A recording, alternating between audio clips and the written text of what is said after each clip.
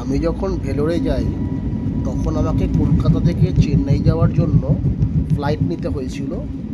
তো সেইটারই আমি একটা সুন্দর ভিডিও করেছি। ফ্লাইটটা যখন টেক অফ করছি কলকাতা বিমানবন্দর থেকে, তার একটা খুব সুন্দর একটা মনোরম দৃশ্য আমি ক্যামেরাবন্দি করতে চেয়েছিলাম।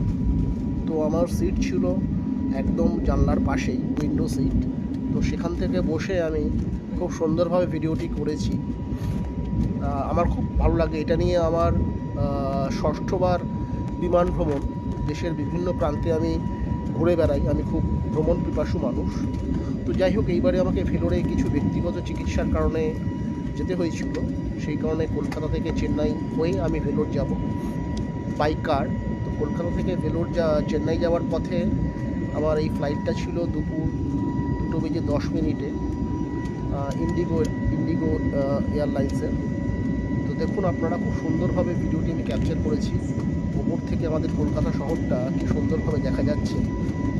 ছোটো ছোটো বাড়িঘর, রাস্তাগুলো খুব ছোটো ছোটো আঁকা বাঁকা পথে চলেছে। খুব সুন্দর একটা অভিজ্ঞতা। তো আমি শর্টসে শেয়ার করলাম আপনাদের সাথে। আশা করি ভালো লাগলে আপনাদের আমাকে সাবস্ক্রাইব করুন।